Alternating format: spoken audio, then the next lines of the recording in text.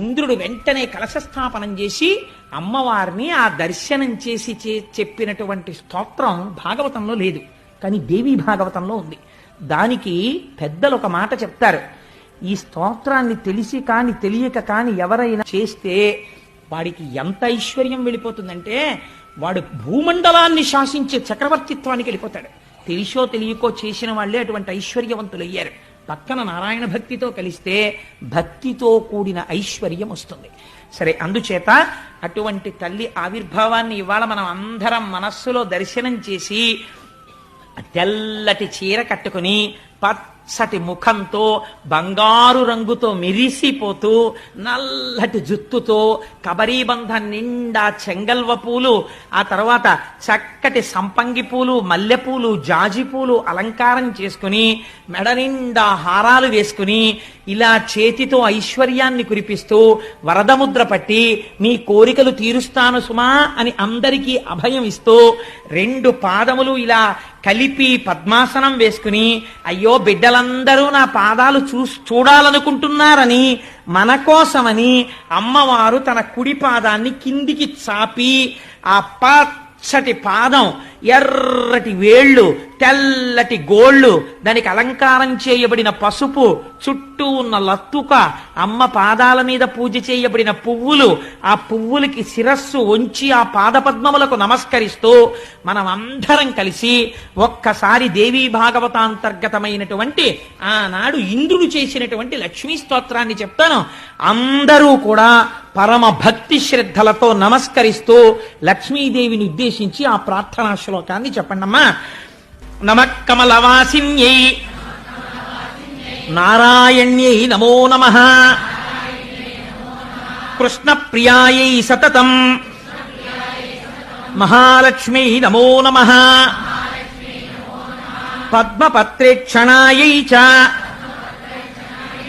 పద్మాస్యాయై నమో నమః పద్మాసనాయై పద్మిన్యై వైష్ణవ్యై చ నమో నమః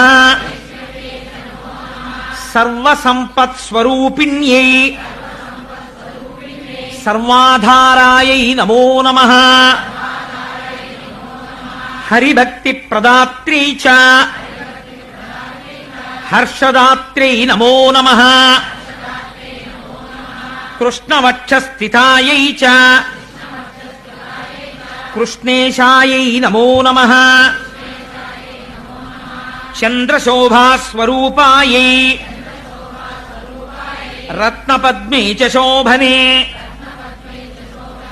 సంపత్వధిష్టాతృదేవ్యై, అంటే సంపత్తికి అధిష్టానమైనటువంటి దేవత, ఐశ్వర్యమునివ్వగలిగినది.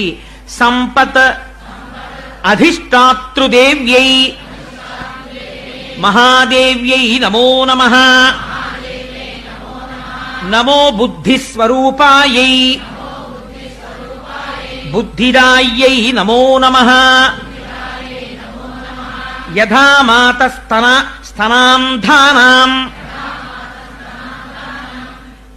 శిశూనాం శైశవే సదా. అంటే ఎంత గొప్ప స్తోత్రమో చూడండి, ఎలా పూర్తి చేస్తున్నారో.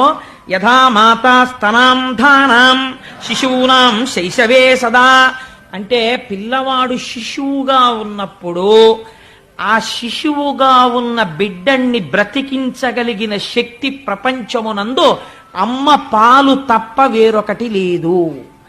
ఈ లోకమునందు నేను సుఖశాంతులతో ఉండడానికి ఐశ్వర్యము తప్ప వేరొక దిక్కు లేదు.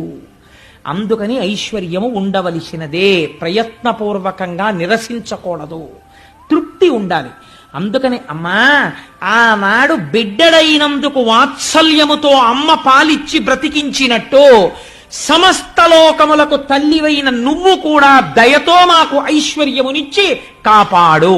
ఎంత గొప్ప మాటతో పూర్తి చేశాడో చూడండి ఇంద్రుడు. యథా మాతా స్తనాంధానాం శిశూనాం శైశవే సదా తథా త్వం సర్వదా మాతా సర్వేషాం సర్వరూపతః. అలా అమ్మా మమ్మల్ని అందరినీ నువ్వు కాపాడి రక్షించు.